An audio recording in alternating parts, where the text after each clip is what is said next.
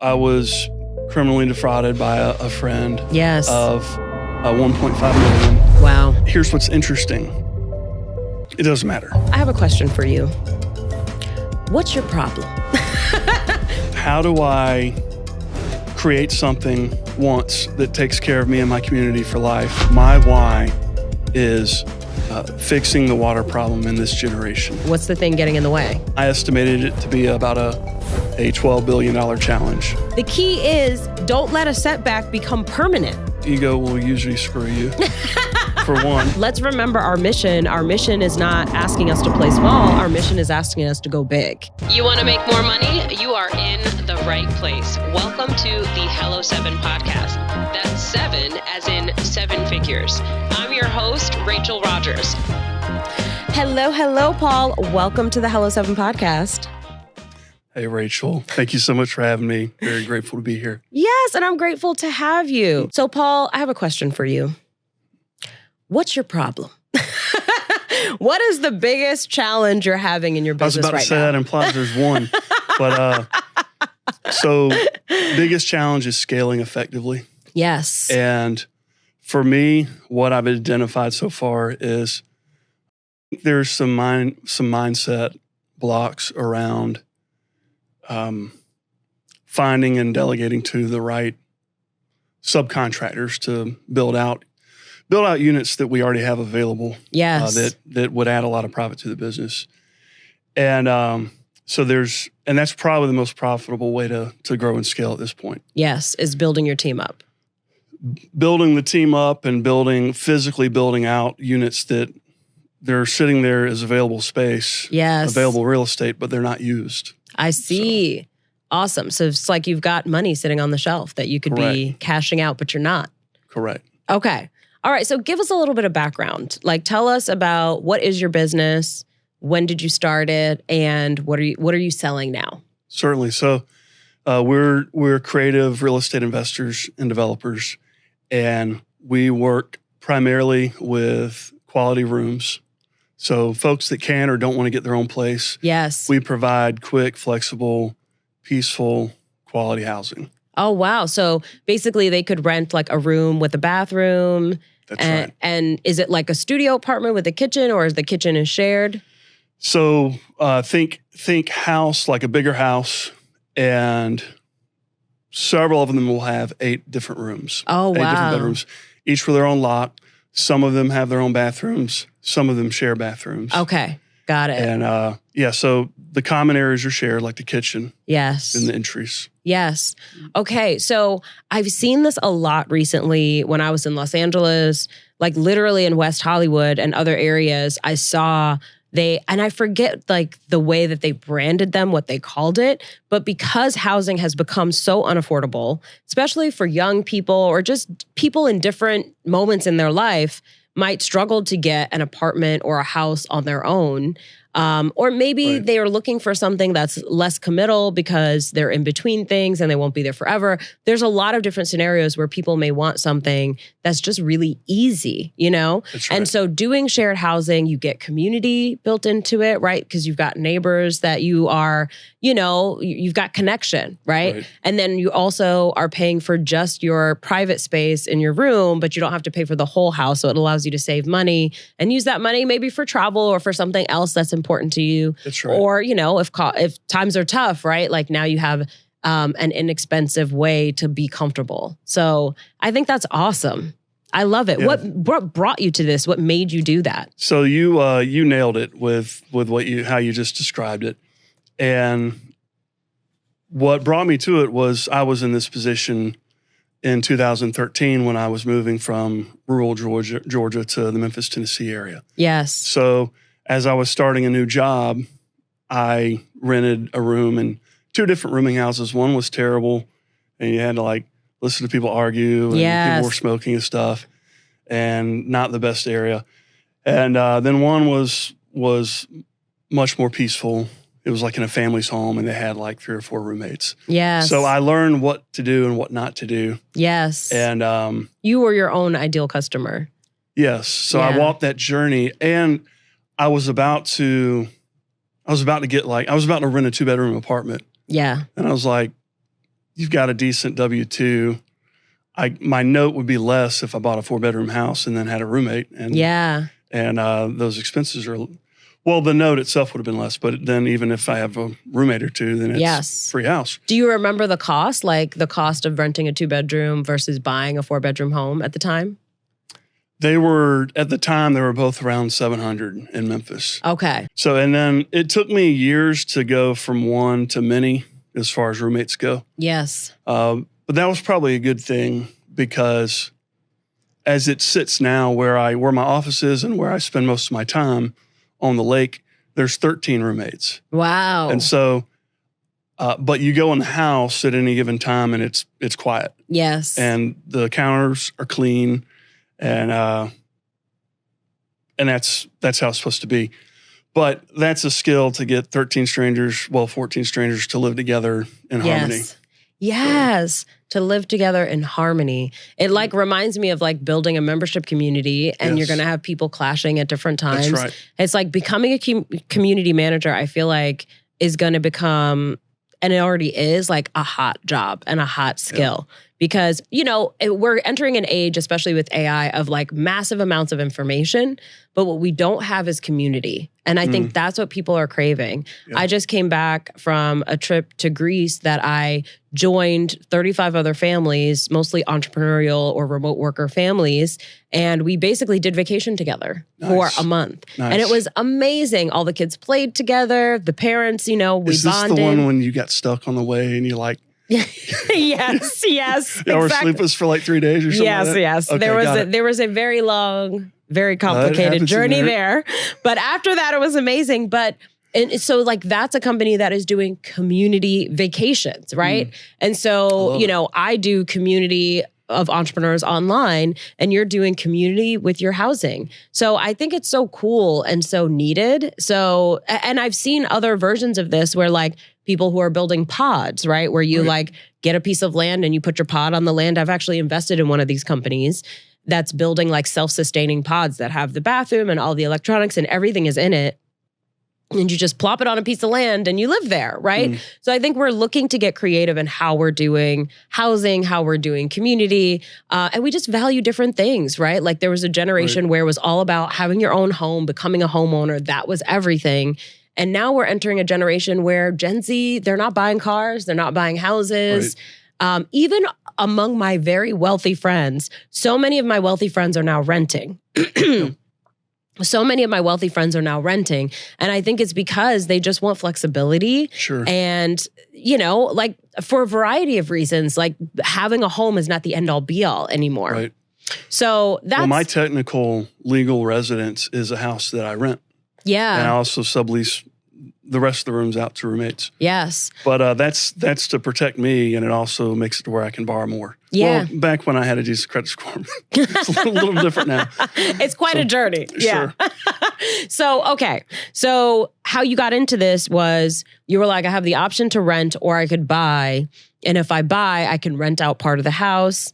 And that's what a lot of people do with multifamilies. This is just another version of doing that. That's right. So that's how you got started. That was your first house, that 4-bedroom house in Memphis, Tennessee? That's, as far as this journey is concerned, that's correct. That was the first one, right? For this leg of the journey. Correct. For the business, we could say that was the first purchase. Yes. Which I bought personally, but very shortly after it became a business. A business tool. Yeah. Yeah. So you got those first 2 roommates. And then after that, you started building up, you started buying more properties and just doing this again and again. That's right. I actually, the way the scaling happened was I had that one property. My church, it's a small church, and we're very involved in each other's lives. And they encouraged me to move 20 minutes south to South Haven, Mississippi. Yes. Where they were. And I did, and I'm really glad I did. Again, it's been great community, right? Absolutely, yes, absolutely. And so I bought I was at the VA. I was living in the VA hospital on the mental ward. Wow. For 6 weeks the summer of 2015, I'd volunteered to be a part of the PTSD residential program. Yes, this is after your experience in the military. Yes, correct. That's correct. That's correct. You weren't supposed to leave. Like we ate together. You had a roommate. You lived there for 6 weeks. And every now and then you might be able to get a pass to leave, but you don't still leave. Well, one night I needed to go to the grocery store or something, and I heard a commercial advertising like learning real estate. And so that is what started me on my journey of learning creative real estate. Wow. I started hiring mentors. I've spent a lot of money on mentors. Yes. And not all of those, I guess, worked. Yes. But the ones that did work, like you and a previous mentor or two, like has more than made that a very wise investment. But so I moved to South Haven in this house, and I was telling you the story about the hospital because I found on Zillow this foreclosure in South Haven for like $56K and like 1,800 square foot house. Right. Livable for me, maybe not for you. But I called my realtor. I was like, Pam, I want this house. She's like, what's wrong with the one I sold you 2.5 years ago? It's great. We're keeping that one, but I want this one too. But I need you to go look at it because I can't leave the hospital. She's like, Paul, you're crazy. I said, I know. Go look at it. No, well, it's taking a risk, right? That's right. You're betting on yourself and you're saying like, look, there's a way. That's right. And like, you're going to tell me at that point, she was going to tell me just as good as I would have told myself. Yes. And so she checked it out. It checked out. I put it under contract. I did sneak out. No, actually, I got a pass to look at it before we closed. Yes. Once I had it under contract. But moved there, eventually had roommates there. But in the meantime, I rented out that house in Memphis. Yes. And somewhere along the way, someone told me, Paul, you'll never make money renting houses. And I don't know why, but I think due to some challenges I'd faced, I just unquestionably believed that. Yes. But after like 3 months of clearing a $300 spread per month, and the guy was also paying for my house. Yes. And so your mortgage is covered and you're making $300 in profit every month. Correct. And right. It was taking like 5 minutes a month to manage. Wow. So I was like, I do all right as an ops manager at Williams-Sonoma, but like I've never made money like this. You know? Because largely the hours are divorced from the money. Yes, which is what you want. That's being an investor. But right? I wasn't there yet. ROI, the Millionaire Summit, is back for the third time. It's happening in January 2025 for entrepreneurs that are looking to grow a 7-figure business and beyond. We'll have amazing speakers, incredible networking, lots of connection, community, and fun, and actionable steps that you can take to get a return on your investment in this amazing event. It's all happening January 15th through the 17th in Orange County, California, right outside of LA, so easy to fly to. And what's really special about this year is that we are including luxury accommodations with your ticket. That's right, you don't have to pay an extra fee for a hotel room. It's all included in your ticket. But these rooms will sell out and tickets are going fast.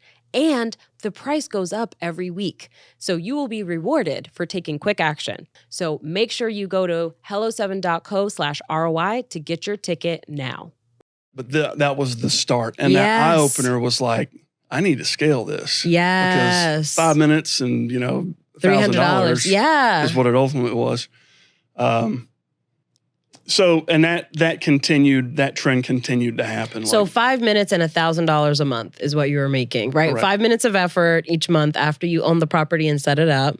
So you have the initial setup of time and energy you're putting in. But once you've done that, now you're making a profit and you don't have to put much time in. You can go spend your time working a full-time job or doing something else. That's correct. Awesome. That's correct. Okay, so you're like, okay, let's do this times a lot more. And even then, I didn't know how powerful it was, but I was like, we're scaling this. And I did research, like, how do you build wealth? And it's like 95% of people who Americans that are self-made millionaires got there through real estate. Yes. I was like, all right, I'm not reinventing the wheel. I don't know if it's 99%. No, 95 was 95%. was the stat that I read. Yes. Well, then that's the case. I don't know, but I've heard it quoted a lot. Yes. So, and honestly, it's through investing. And like you can invest in a couple of ways: by becoming an entrepreneur, right? Investing your time and money and energy into building a business, by investing in real estate or investing in the stock market or other assets. There are other options there too.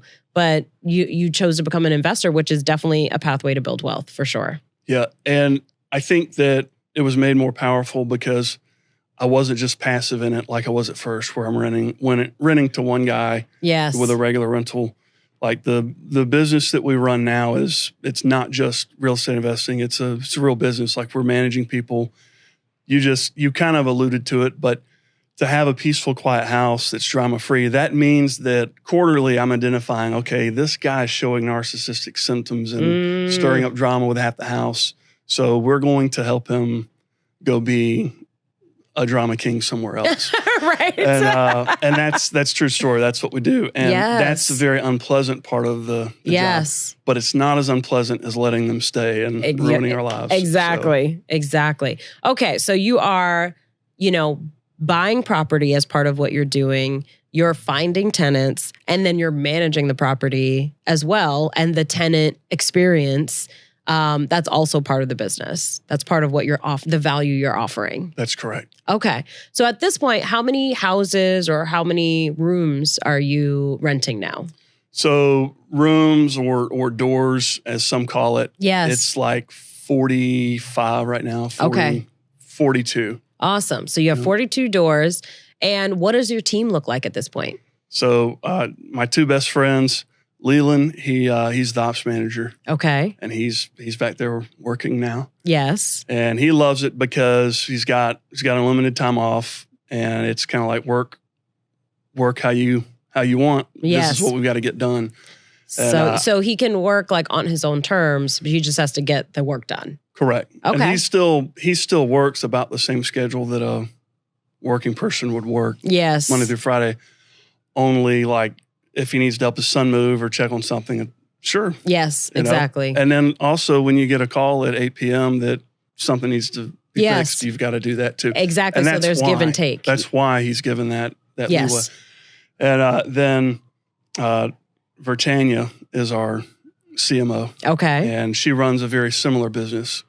And she is awesome at finding, she does quality rooms too, but she's awesome at finding third-party insurance clients. Okay. And those are just as profitable and take even less time to manage. Okay, I see. So she'll find somebody that's been burned out or flooded out. Pardon me, go ahead, Rachel. I see you. So she's finding those folks who have had some kind of thing happen to their home. They're displaced for some time and they need a place to land on short notice, right? Right. Because they've had a flood or a fire or something else. While their insurance company pays 3 to 5x market rents. Right. Awesome. Yeah. Cool. So now you've discovered another ideal client. Yeah, it's great. It's awesome. Great. I love it. Okay, cool. All right. So that's the business now. You have 2 team members. Nobody else? Plenty of like contractors. Okay. Like that you use to pay people to mow the grass or repair things or whatnot. Both Leland and I are pretty handy, but that's not the best use of our time. Correct. It is absolutely not the best use of your time. You're the CEO and the ops manager, right? Like you can be doing other things that, create systems in the business, generate value for the future, seeking new opportunities, finding more properties so you can add doors to the business, right? So there's so many things that y'all can be doing that generate a lot more revenue, right, and profit than the handiwork or other things like that. So outsourcing that is super smart. Okay, so tell me, thank you, and that's the challenge as well. That's the challenge. Correct. All right, so with the scaling, what do you see as the issue? What's the thing getting in the way? I don't think I've gotten fully honest with myself about the money I'm leaving on the table for 2 reasons. One, I go through this imposter syndrome fluke drama with myself of don't we all? Yeah. So here I am actually it's age 6 income now. I just need the 3 months to prove it and graduate. But here I am at that level, but there's still this part of me. Now a lot of it got killed last year with the financial challenges. But there's still this part of me of but am I going to be able to find people to fill the 2 rooms that are available before I build these other rooms? Yes. And it's Paul, historically, you fill a room per week or faster. Yes. So there's going to be turnover. Yes. It's just part of the business. Correct. And so I need to say, okay, in most cases, the money that we'll spend paying a contractor to finish out this room will be paid back within a year. Which is super awesome and aggressive in a good way. Not only that, I'm also building equity because it's improving the property. Right. But I don't think I've fully And calling folks and getting Leland to meet with these folks like he's doing, I think Monday, and I did last week, and also prepping for this interview caused me to see, okay, I don't think I need one worker. Like I need to hire as many will come as soon as I can, and just get it done. Yes. And so, because it's going to pay, it always does. Right. So I need to get out of my own head. And also, something I tell people when I'm teaching finance is don't try to buy a house with one mortgage. And I will sit there and tell mortgage brokers, hey, this other bank is working this loan too. I just want you to know that. Right. I'm not looking to put pressure on you, and I don't even care who gives me the best rate. The bank that closes first gets the loan. Wow.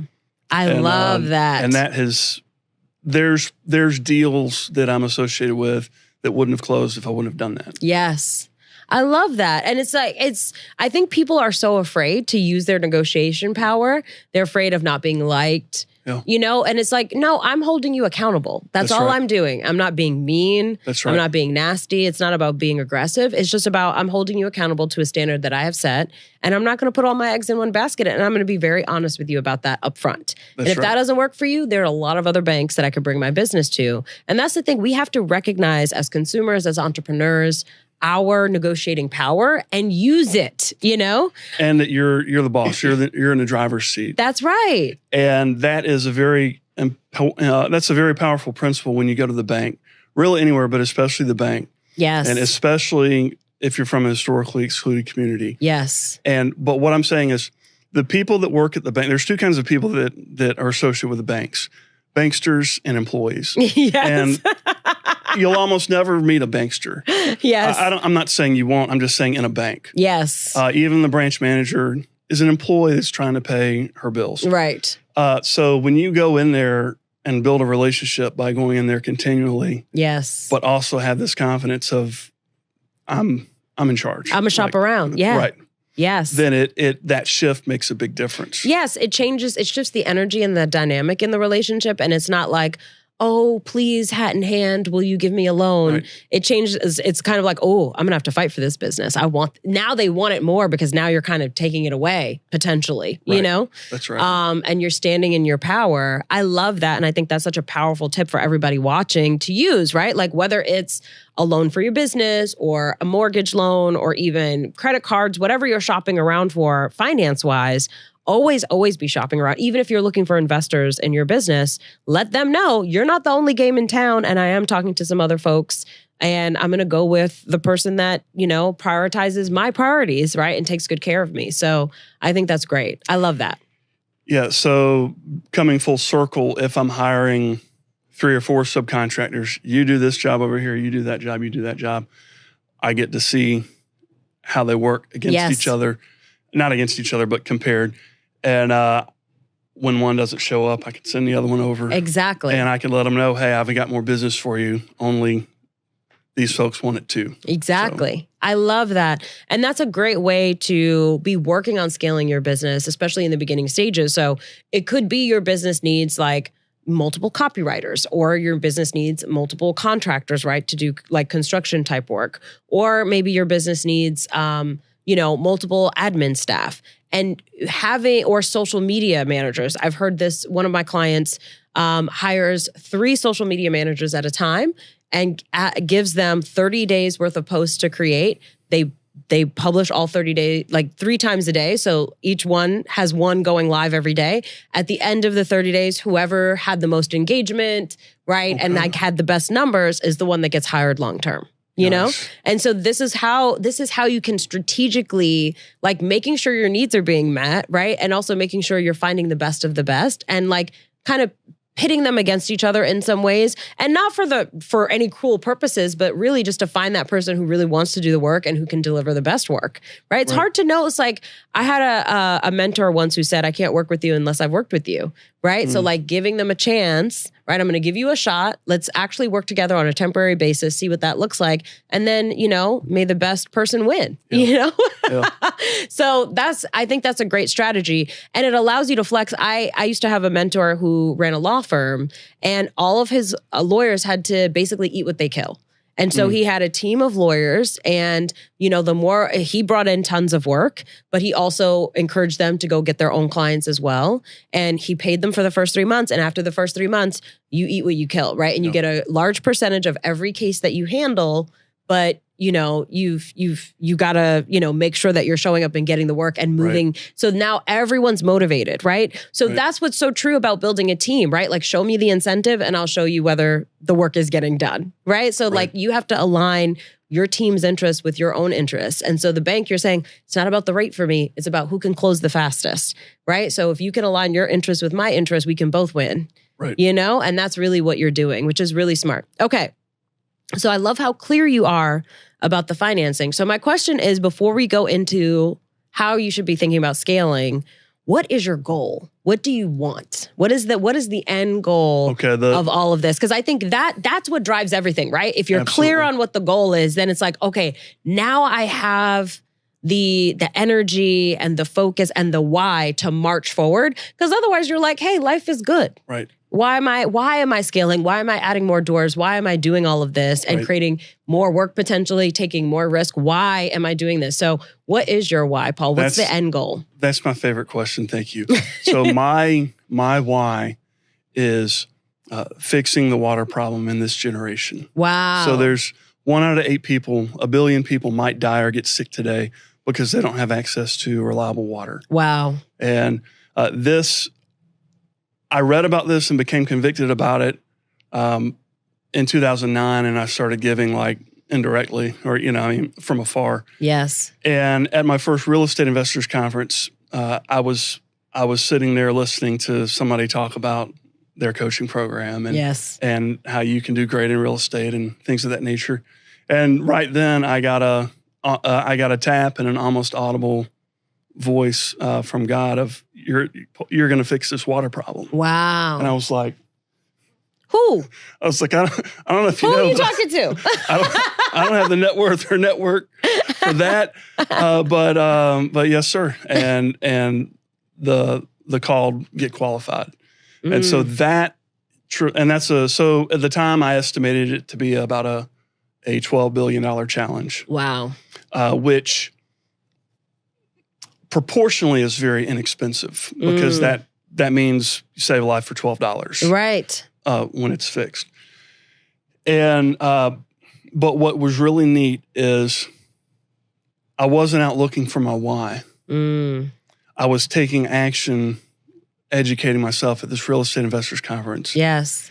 But I was open. Yes. And so that why, knowing that 1 billion of my best friends might die or get sick if I don't do what I'm called to do, caused me to take way more action and risk in real estate and building the business than I otherwise would have. Because now it's like, well, what does it matter if a deal goes bad or it hurts my credit? Like, there's people's lives that are on the line that I'm ultimately, I feel responsible for. Right. So through this calling, that is. And that is what I most attribute my initial and current success to in business. And in 2020, 4 years later, I was sitting in my local small country banker, commercial banker's office. Yes. And that's the pro tip for lending. Build a relationship with 2 small local banks. Yes. And make your deposits there, go in there regularly. And they're the ones that it's more likely and easier for them to say yes to whatever deal you're doing.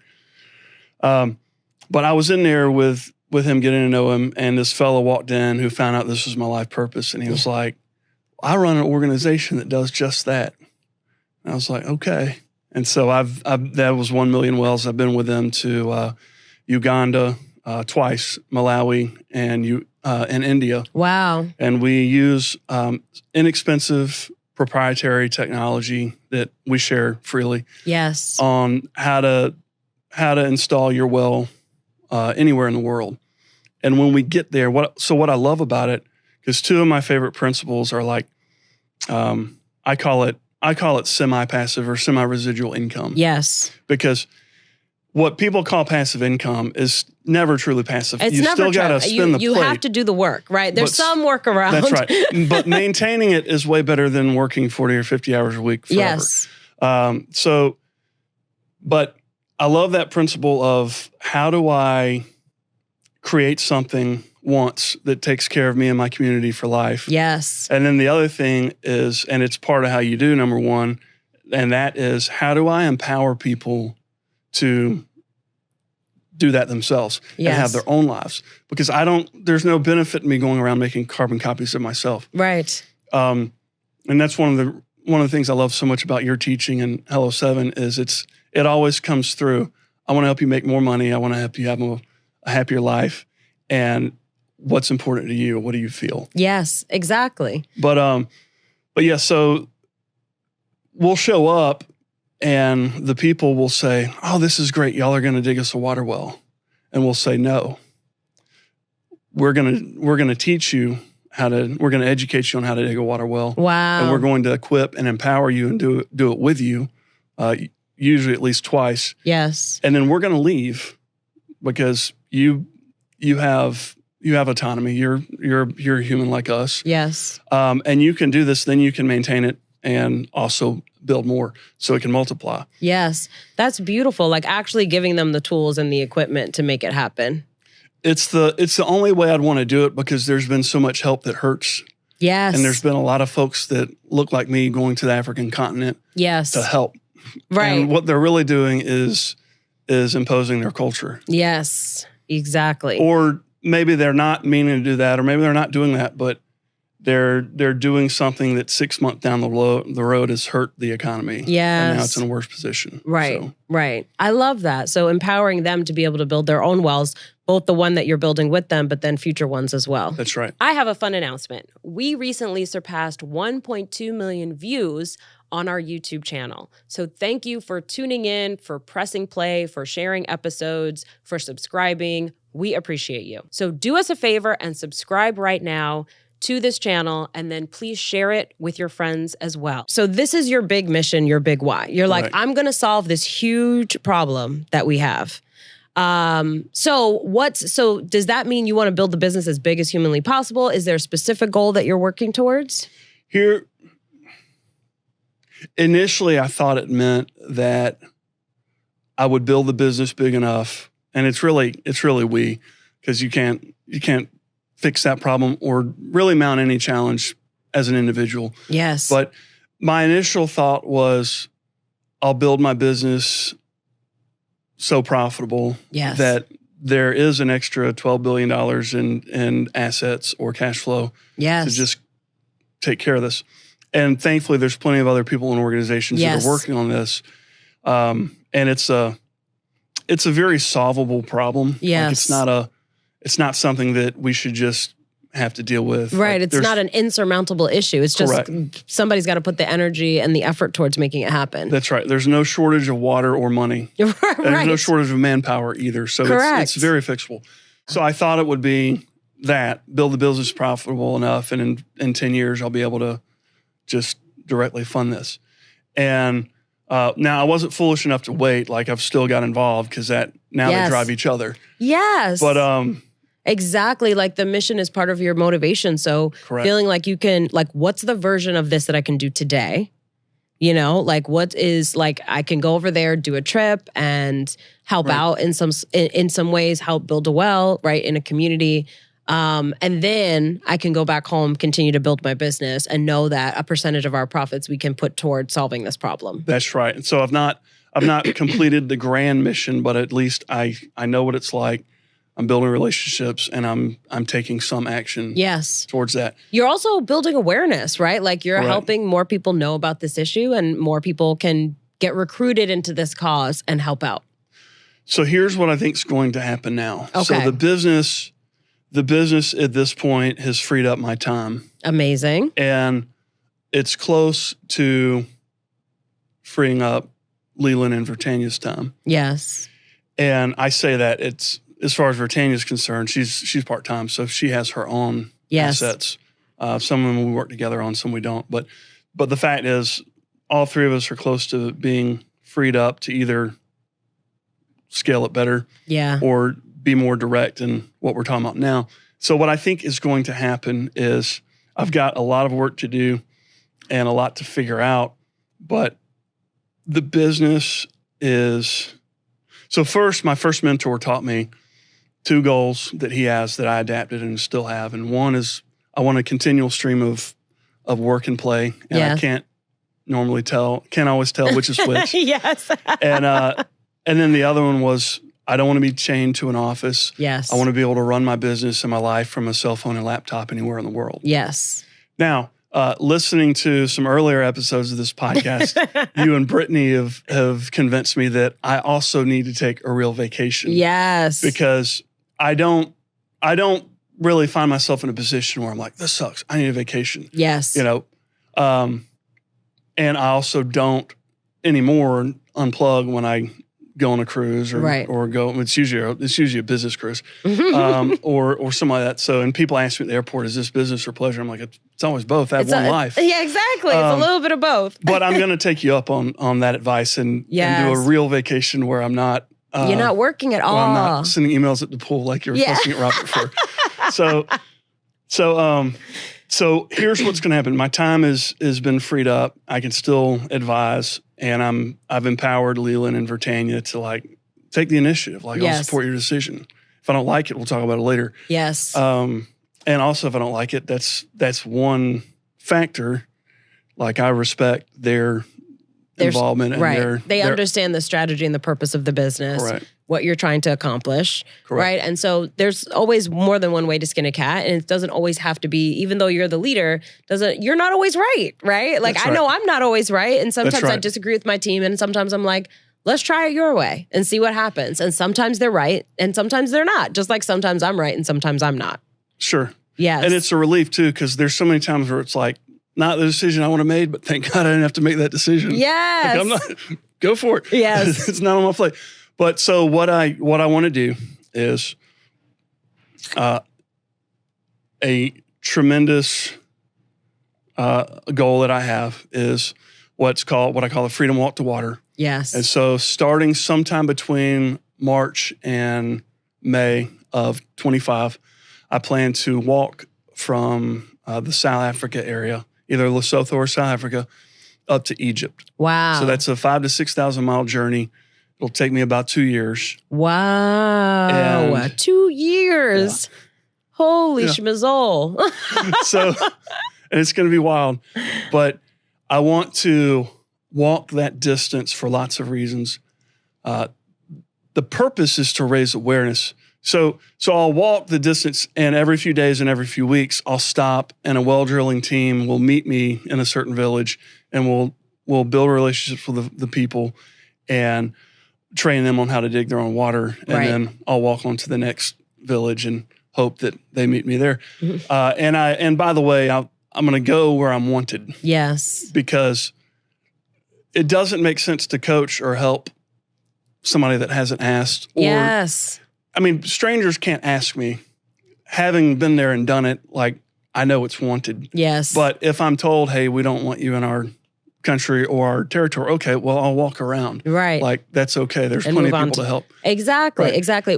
Something my therapist always says is wait to be asked. Yeah. You know, especially, and I think there's a time and place for both, but I know that I tend to sometimes volunteer myself to help people that don't necessarily want it. Right? Or I'm inserting myself into a situation that is not my business because I want to help. Sometimes it's just like we have such a desire to help, but we take on more than we can chew by inserting ourselves into a whole bunch of scenarios. And some part of it is just letting people live their lives and make their own decisions. Even if you disagree, even if there's something that you feel like you could help with, it's like, okay, but did they ask? So I think waiting to be asked is something that a mantra that I live by. But then when I am asked, then I'm happy to get in there and help, you know? Yeah, that's been key for me because I struggled with the same thing. Yes. And the older I get and the more I learn, the more I realize, one, I don't have the solution to everybody's problems. Yes, and correct. I'm not supposed to. Exactly. And what a relief. and two, the older I get, the more introverted I become, the more I'm okay with just minding my business. And yes. You like that? That's fantastic. If you like it, I love it. And also the earlier I want to go to bed. Correct. So Same. Yep. It totally works that way. So I'm walking with a purpose, and the plan is to move forward the well installation and, more importantly, training folks that can multiply that effort. Yes. And take care of themselves and then help others in another village. Okay. But specifically walking, those people have to walk for miles. Right. Sometimes at the risk of their own life or safety to get water every day. Yes. So I want to see them not fly over. Yes. And go the whole way. Yeah. I'm convinced that it will draw a lot of deserving attention to those people. Yes. And funding as well. Amazing. To help get the work done. Yeah. I love that. Okay. So you're going to go on this walk. What is the financial goal for the business, or is there a specific cost that this walk is going to be that you have to raise, or tell us about that? Thus far, I think it will cost somewhere around $600 a day with my preliminary figures. Okay. That will change as I sharpen my pencil and learn more. Yes. The plan there is to raise money through a 501c3 that's already established. Yes. And, but the fact is, whatever happens, I'm committed, and there's enough cash reserves to get started. Okay. And the thought there being, it's been my experience and philosophy, at least that I've been taught and I've embraced, that start a thing and the people and the support and the help will come. Right. And if it doesn't, that's okay. Yes, because you're sending signals, right? When you are out there doing the thing, you're raising a beacon, and then other people are like, hey, that's cool. I want to get involved, right? And so it gives other people the opportunity, but you got to start. Madam C.J. Walker famously said, I gave myself a start by giving myself a start, right? So just when deciding, When I wake up each morning, I look over towards my window, and to the left of it is that poster of her saying that saying. Yes. And then next to it is a mirror, so I can look at myself and be like, what's your excuse? Get to work. Yeah, get to work. Get started. Exactly. Right. Okay, so tell me, what is the revenue goal for your business? For this year or for the next 2 years? How do you think about it? What's the goal for the business that you're driving towards? Yeah, so I'm embracing Hello7's 30% growth. Okay. And I did that at the beginning of this year. Yes. Coming out of ROI. Awesome. And it's already grown 50%. Wow. So that's closer to 100% growth. Yes. But I think that it was key for me to embrace the 30% thing, because in 2 years before that, in 22, I was pressuring myself with 100% growth of assets or income, and hopefully both. And I had seen that in the early years, and I think I saw it in 2020, but it ended up causing me to make poor investment choices because I just needed it too bad. You were trying to force it. Yes. And I was looking to other people and my friend's business that was promising these great returns to do it, when if I would have put that money and effort into my own business that I control, then I probably would have gotten those gains that I was hoping to get. Yes. And didn't. Yes. So wait, let's unpack that for a second, because what you're talking about is you can set a goal. There's, especially on this podcast, we are team Be Ambitious, right? So it's great to be ambitious. It's great to set a huge goal. But it's also important to understand, where is it coming from? What is the purpose behind it? What is driving it? And sometimes what's driving it is a whole lot of ego, right? I just want to be able to say, I have a 7-figure business, or I want to be able to say I accomplished XYZ, right? That's right. And the ego will only serve you but for so long, and then you'll get tired and you'll be like, I don't know if I want to continue to work this hard. Like it's not motivating enough. It's not motivating enough to sustain, right, reaching that goal. And also once you reach it, I think there's disappointment, and then there's like, oh, it's not enough, right? Because when you set goals like that and you're like, it has to be this, that is actually another form of scarcity, right? Like if it doesn't happen in this time frame, in this way, then it didn't happen, or it's not good enough, or it's not worth it. That's actually coming from a scarcity place. Yeah. You know, when you're saying like, oh, my goal is to make $1 million, or my goal is to make $10 million or $1 billion, right? And have $1 billion business, cool, right? But when you're approaching it with the energy of, I know my mission, I know what I'm here to do, I'm going to enjoy the ride, I'm going to have impact every year as I go, and there's no rush. I'm going to keep learning as I go and figuring it out and doing it in a way that feels good to me. I'm not going to burn myself out. I'm not going to stress myself out. I'm not going to involve people who I shouldn't be doing business with to be fast, right? Sometimes fast is not worth it, right? So make sure you're checking yourself when it comes to speed. Like there's nothing wrong with having a big ambitious goal, but if it has to be today and you're holding on so tight, often it's for the wrong reasons and it's probably not going to work out because that energy you're bringing to it is a scarcity energy. That's right. Which it's hard to see that though, because you're setting these you're like, no, goals. This is abundant. And no, I see that all the time, and I've done it where it's like, oh, this year I'm going to do such and such, and it's these things where it's like, I'm not going to tell the person because they might, but it's like you're not taking action, or I wasn't taking action to get there, so probably not. Probably not. But let me be clear: ego will usually screw you. For one. Yes. And also 30% is ambitious. Yes. So I certainly wasn't implying that, I was lowering my standards. I was embracing something that allowed me to breathe, like you said. Yeah. And yeah, I'm grateful for exceeding that. Yes. But yeah, one of the many things I love about your book, this lovely book right here, and Hello 7 is that there's not a need to become a millionaire today. There's just not. Yes. Only, like, if you don't set that goal, it will never happen. Yes. So, There's is a it balance. okay to take 3 to 5 years? Yes. Is it okay if it takes, 2 to 10 years? It really is, because that's not most people's story. Yeah. And 3 years is a very short period of time, really right? To change your life forever, right? Because the thing is, once you if you make $1 million, or you over 3 years, you build up your business to $1 million annual revenue business. Now you know how to build $1 million annual revenue business.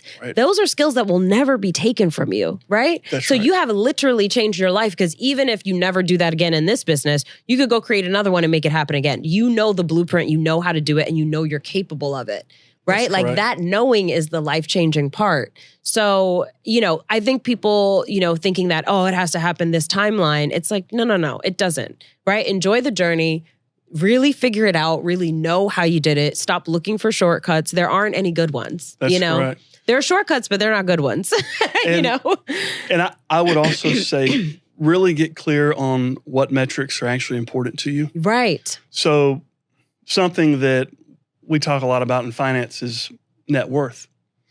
And I will tell you, I hate that phrase because, like, my net worth is being a child of God and striving to treat people well. That's my identity. That's my net worth. Your value, Tabitha Brown, when I interviewed her at ROI, she said, my value cannot be like spoken in monetary ways, right? Like my value is beyond what anyone could ever pay me for the things that I do. That's correct. But there is an amount I'm willing to take, right? That's right. To do this work and to impact people.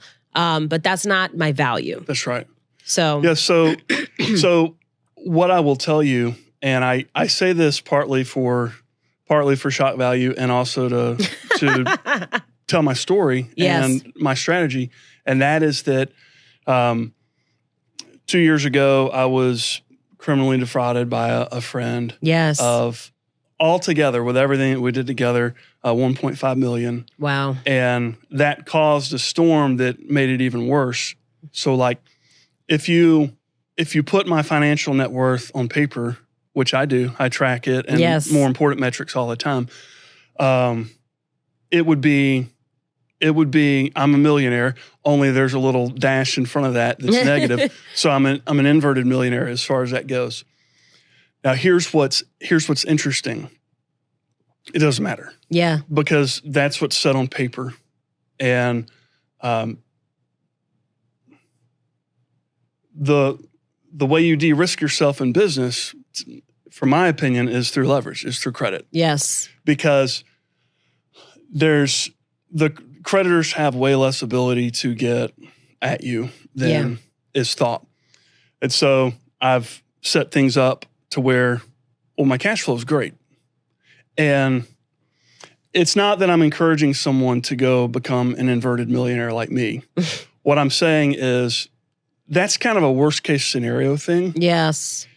It's happened to me, and like I'm actually in a stronger position. Yeah. And it's not really affecting me in my day-to-day life. Yeah. Well, there's setbacks on the journey, right? Like just because you say yes to the journey, you're willing to take risks, you have some wins, but there can be setbacks, right? And definitely being defrauded by a friend who's a business partner, you're not the only one that's happened to, right? Like, Correct. and a lot of times people have shame, like, why didn't I see it? Or so many things that it snowballs, like the thing happens and then it becomes even worse because of all your thoughts around what happened, what you're making it mean, right? Right. So I think it's important to share things like that so people know, like, you're on the success journey and you will reach success, but you may have some real serious challenges along the way. And I think, people underestimate, like, when you're a boss, being a boss is paying the bills. That's what a boss does. A boss pays everybody before them, you know? Serve. Exactly. A boss is serving, right? So, when you can look at, debt that you have, a mortgage that you're carrying, debt that you have because somebody defrauded you, and say, that's okay, I'm going to take care of that, right? Because that's where I started. I had a negative net worth of, $350,000 that were my student loans, and that seemed insurmountable. And I $350,000 is nothing nowadays, Did that mess with you when you stopped practicing law? What do you mean? Oh, I spent this money on on school, right? So and can now I'm I not quit? Technically in it. Yeah, I mean, I think I had moments where I was like, well, can I give it up? Blah, blah, blah. But luckily I had great coaches who helped me to see, like, that's just, you're limiting yourself. And I still use those skills today, like public speaking skills, strategy, research, writing. These are all skills that I learned in law school. So even though I don't practice law, I'm still using the skills that I learned from it every day, you know? And I practiced law for 7 years.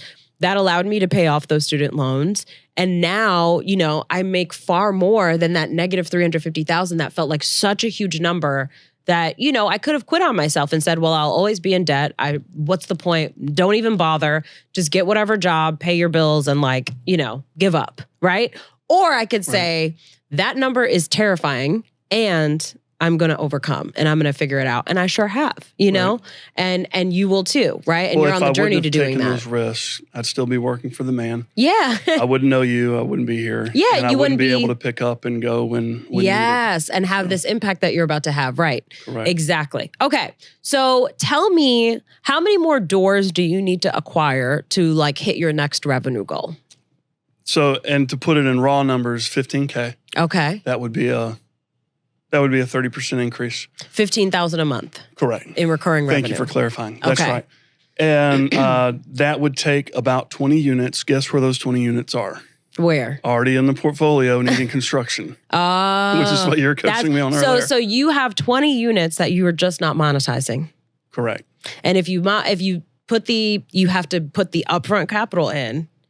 And if you put that upfront capital in and pay for the work to be done, then those units will increase your revenue by 30%. And that's the extra $15,000 a month that you want to be making. Correct. And the delicious part is it's increasing revenue by 30%, but most of it's profit because other than the expense of the initial outlay, finishing it out, I'm not having to buy more real estate. Right. You already own that real estate.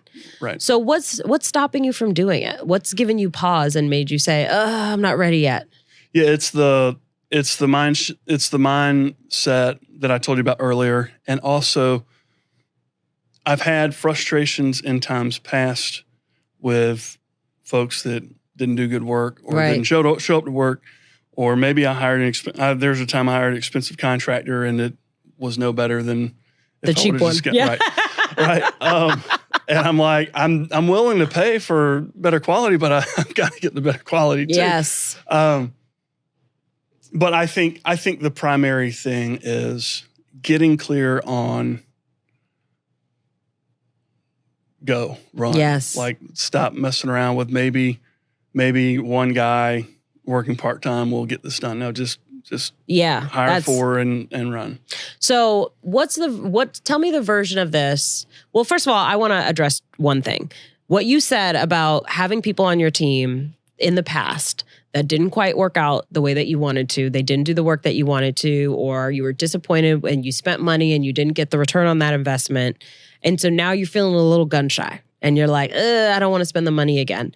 This is like such an age-old problem. It's something that every entrepreneur deals with, right? Like you hire your first assistant, they don't exactly go the way that you want, and then you're like, you let them go or they quit, and then you're like, I don't need an assistant. And then you stay stuck because you refuse to hire that help, right? Yeah. That's what that looks like, right? So the key is don't let a setback become permanent. You know, that's what you're doing when you're saying, oh, that one person didn't work out, so now I'm not going to go hire another one. I'm just going to wait, or I'm going to go slow, right? You're slowing yourself down and you're not driving yourself towards the possibilities that are present, right? When you have opportunity, you want to strike while the iron is hot, right? Like there's opportunity in front of you. You got to take advantage of that and not let it scare you or stop you because one thing doesn't go right. Like we are not promised a perfect journey, right? Like we're not promised that it's all going to be pleasant, it's all going to be neat, it's all going to be comfortable, right? Like we were not promised any of that. I've had many people on my team in the past that just have not worked out because they weren't a good fit for whatever reason.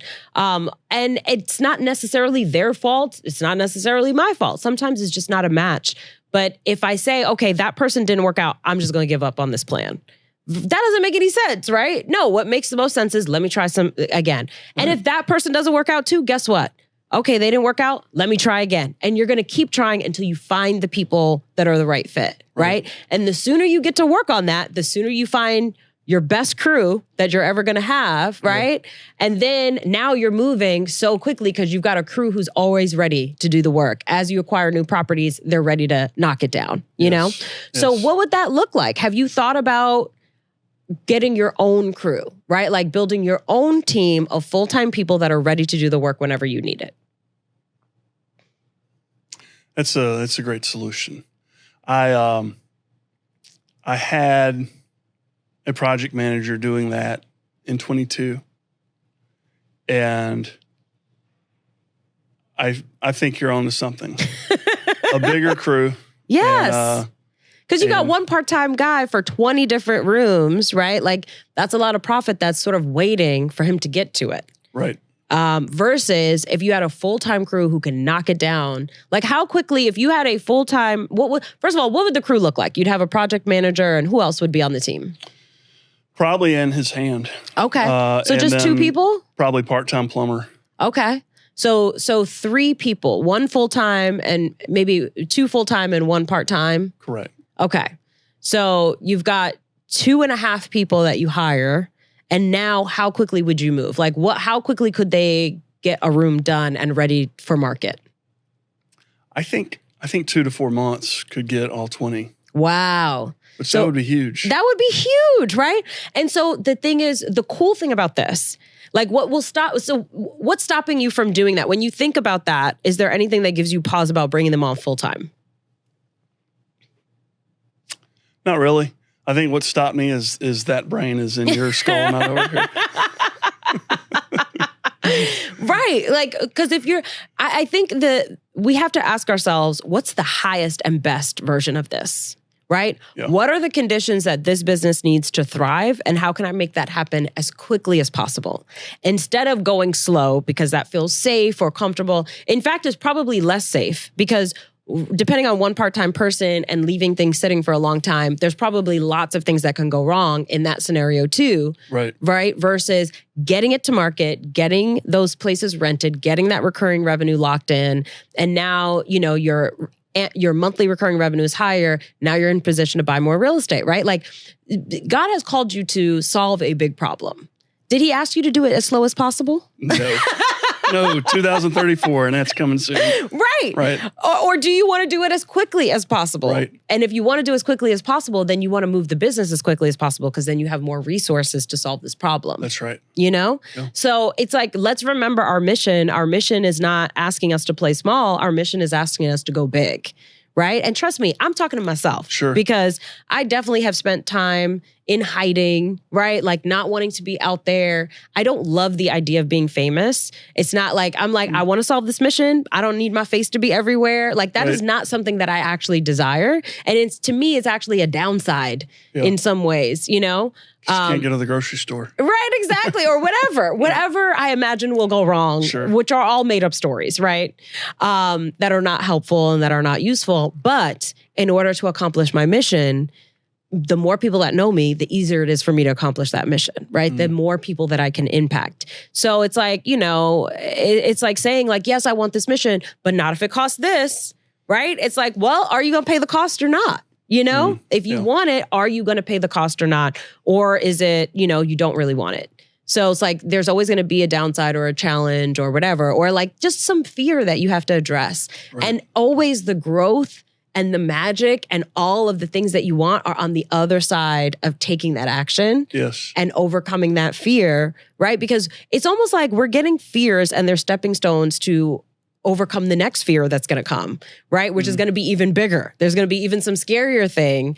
And we're going to be able to tackle it because we took this action. Right. And the growth that happened from this action gives us the chutzpah, right? To attack the next one, you know? What I've noticed is like every step of the way all my life, whether I've got a $1,500 a month income or a $45K. Yeah. Like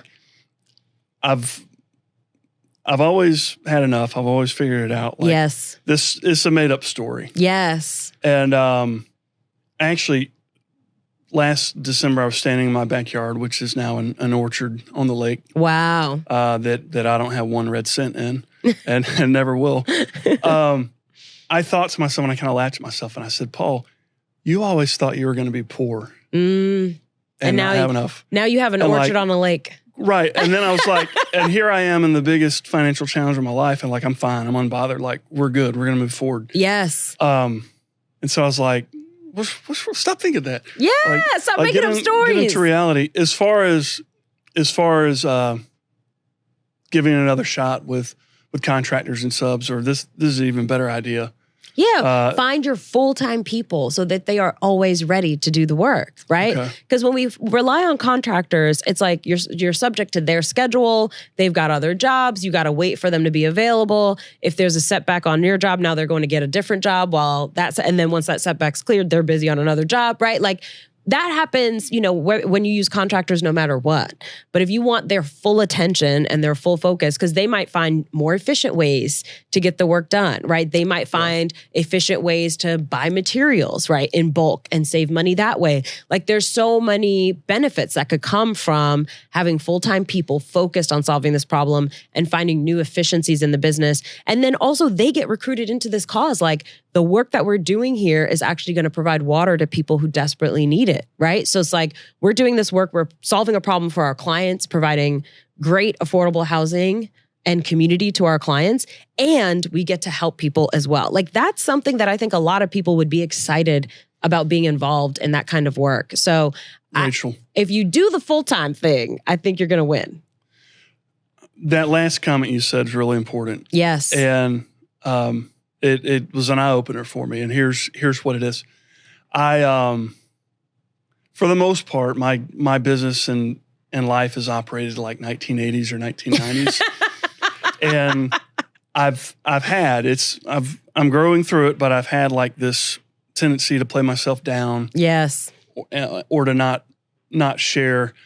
And I do realize that what we do with affordable housing and even more so with sustainable water, that those are things that people want to hear about and want to get behind. Yes. And so I've not really picked up a megaphone yet and or start really telling put myself people out there on that and tied those things together. Like I don't even have a mailing list yet. Yeah. So for anything. So that is something that I know and I knew needed to change, but I think that's connected as far as really putting my why out there and integrating the whole business and the whole life. Exactly. And the whole mission. So people understand like what they're joining and what they're getting a part of. Even the tenants, right? Even the clients who are going to rent the spaces, knowing that the company that they're renting for, this is part of your mission, they get to be a part of that. They know every time they pay rent, that part of that money is going to go benefit people who need water. Like, what a beautiful thing. That's right. I think people would get really excited about that. I think so too. Okay, so your homework list is forming in my head. So one thing I wanted to say. I was about to say, usually when you teach, I take notes. Can't really do that now, but I think we're going to be okay. Yeah, I'm going to make notes furiously I'm going to give you a list of homework to do. Okay, so one other thing I wanted to say is your crew, right? So you have your 2 full-time people, your 1 part-time person that you're going to go hire. So in 4 months, they're going to be done with these 20 units. What are they going to do next? Because you're not going to fire them, right? You've got this great crew. So now what are you going to do? More will develop to finish out. Right. Exactly. And there's a $500,000 property near across the street from one we're already dealing with that can house probably 15 people, and it needs 4 to 5 rooms finished. Yes. To get there. So it could be that something else may materialize. Yes. But there seems to always be more opportunity. Correct. And that's the whole point. If you hire the full-time people, when they run out of work, you're going to go find more work for them because you're not going to pay them to do nothing. I'll have to. You'll have to. Okay. You'll have no choice. Okay. And so by doing that, you're sneaky. Exactly. By hiring these full-time people, you're driving the growth of the business long-term because you got to keep these people busy. So you got to go keep getting clients, right? So that means that you're going to, over the next 4 months, while they're busy finishing these 20 units, you're going to be looking out for your next property that you want to be closing on within 4 months. So when that 4-month moment hits, you've got the next property that they're ready to jump to and solve that within a month or 2, right? And then they get that to market. And then while they're doing that, now you're training Leland and your other team member, right, to go find another property, right, before that next 2 months is up. And that's now driving growth. So just this one decision is going to exponentially grow your business because now all of a sudden you have to keep them busy, right? And that decision alone is going to keep you driving the growth of the company. So you don't be afraid of it because this is where the magic is going to happen, you know? Well, my project manager, he ended up moving on. Yeah. So it's not that it didn't work. It's just. Yeah. Just life happens. People get busy. They decide to move. Their family life changes. Like there's a number of reasons why people leave your business, and it's not something to be devastated by. It's not something to beat yourself up about. It's just, this is part of being a business owner. People come and they go. Oh yeah. And it's like, you want to, say like, great, I hope you learned skills here that you can take into the next journey. And like, thank you. What I always say to people when they leave my team is I say, thank you for helping me to build my business and build my dream and accomplish my mission, right? Whether you were here for 6 weeks or 3 years, you helped us move forward in one way or another for a time. Yep. Even if they weren't the best employee ever, they still got something done, Right. So I thank them and then they can move on to the next thing. But I think you building this crew is going to mean that the business is driving forward while you're doing your long walk, right? Yes. So I knew if I came here. So, and there's some history to this. I counted it up on the way here. So over the last 10 months, I've come to see, this is the 11th time I've come to see you. Wow. And most of those times it was impromptu. Mm-hmm. And most of those times I was invited. I love it. Yes. You always get me with something, but even more this time. Yes. But that's you betting on yourself, right? You're like, listen, I'm going to show up to the podcast tour. I'm going to show up to the book tour. I'm going to show up to the things because I know I'm going to be poured into when I do put the effort in to show up. So that's awesome. And thank you for being out here like that. So so we could. Yeah. Listen, I'm here to serve. That's what I'm here to do. I'm here to help you so that you can go build those wells faster. Yes. You know, like that's my role is to support people like you so that you can go out and do the important work you're supposed to be doing. So I'm honored to do that work. So thank you so much for being here. Okay, so now I got a homework list for you though. You don't get to leave before you get the homework. Let's do it. Okay, so your homework items are, you're going to hire these 2 full-time people and the part-time plumber. Okay, that's number 1. How long is it going to take for you to do that? 2 to 3 weeks. Okay. So I'm going to give you a little added bonus of a week. So let's say 30 days. Okay. So 30 days from now, which is September 1st, you're going to have these folks hired. Okay. Yes. And we're going to check in. I already know. September 1st, they're going to be tagging you in the comments on YouTube and say, did you hire the people yet, Paul? I already know. Okay. And then the next thing, I want you to, do you have like a website or a way that you're promoting and telling people about the things that you're doing? The website for the walk is like 80% done. Okay. So, I mean, by the time this hits, we'll have the website for the walk is done. What about your business? Does your business have a website? No. Okay. So I want to challenge you to create a website for the business with, pictures of the different properties that you've built. Tell them a little bit about what you do, the team that you have, the mission that you're on. Then you can link to the page for the walk as well on there so that people can learn about what you're doing and what your mission is and, why you do the work that you do. And you can continue to publicize. You could even start a wait list for tenants that are waiting for you to build the next property. So that way you already have tenants waiting when the property is done. You know? So that then starts to mitigate some of the risk because you have the audience ready and able to take some of those spots. Okay? Yes. Okay. So you're going to hire the people. You're going to build the website. And I think that's it. Maybe share on social media. Do you have social media? What do you use?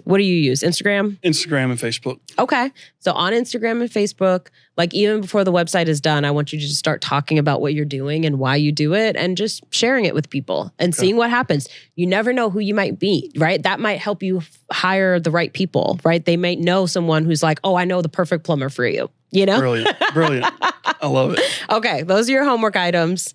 Thank you so much for being here. I'm so excited to hear and see how your business grows exponentially and all the wells that get built because of this. Thank you so much, Rachel. Thank you for being here. Hey, do you enjoy money? I do. If you want to make more money, then you need to join We Should All Be Millionaires, the club. Go to hello7.co/club to see everything you get once you become a member.